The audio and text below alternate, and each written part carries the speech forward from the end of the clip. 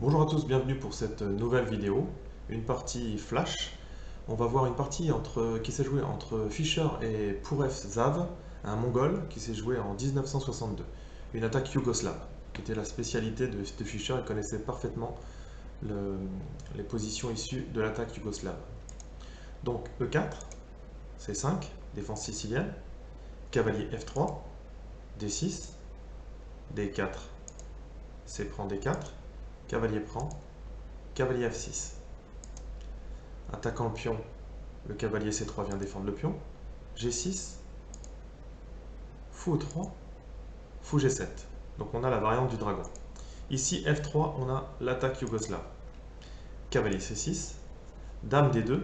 L'idée, c'est de faire une batterie qui va venir attaquer sur H6, avec potentiellement la possibilité d'échanger le fou H6. Fou C4. Cavalier D7 permet de recycler le cavalier sur B6 tout en donnant un petit peu d'activité au fou qui est sur la grande diagonale. Grand roc. Cavalier B6, fou B3, le fou était attaqué. Et ici, on va voir des attaques ici sur le fou en B3. On a un autre problème.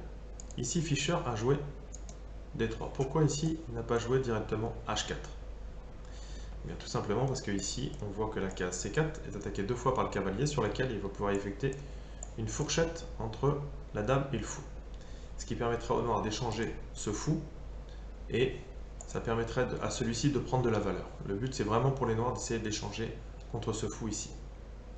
Donc Fischer joue dame D3, fou D7. L'idée est de venir ici avec la tour C8, vu qu'un des grands thèmes de la dragon, c'est le croisement, c'est C3, entre une tour en C8 et le fou en G7. Tour C8, H5, on poursuit dans l'esprit, et là, cavalier. Oui, en effet, ici maintenant, le cavalier est soutenu à la fois par le cavalier qui est ici et à la fois par la tour. Donc, le fou est attaqué. Les noirs menacent d'échanger ce fou contre un cavalier. Donc ici, si les noirs s'enlèvent, eh bien ce fou va reprendre un petit peu d'importance. Donc Fischer ici joue H prend G6, voilà, permettant une petite subtilité, c'est que si les noirs, par exemple ici, là dans la partie ils ont repris avec le pion H, s'ils reprennent ici en E3, eh bien Fischer avait deux possibilités pour gagner, soit la prise du pion ici, soit la prise du fou. Et là ici, il n'y avait pas 36 possibilités, soit la tour prenait et les blancs avaient gagné la qualité et même une meilleure position. Et si les noirs reviennent ici, on joue E5 en menaçant mat sur H7, un coup intermédiaire, un échec, et ensuite H6. Et ici on reprend le cavalier, donc on a égalité, presque égalité matérielle, enfin on a quelques pions de plus pour les blancs, et c'est surtout que la menace ici est mortelle.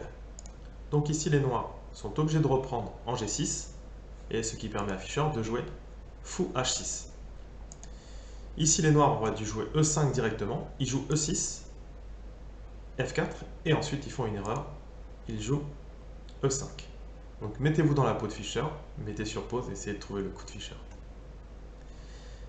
Et bien ici, si on regarde bien, on se dit qu'il n'y a que ces deux cases-là possibles pour le cavalier, et en fait, donc c'est cavalier F5. Donc Fischer met le cavalier en prise, ici il y a deux manières de reprendre. Que se serait-il passé si les noirs avaient repris le cavalier ici? Et bien en fait, les blancs gagnaient une pièce, parce que ici, en prenant le fou, si les noirs prennent ici, il y a un mat en 3. Dame G3, échec. Roi F6. Dame G5, échec. Roi E6 et F, enfin le pion E prend F5, échec et mat. Donc ici, le Mongol a repris sur F5 avec le fou, prise du fou.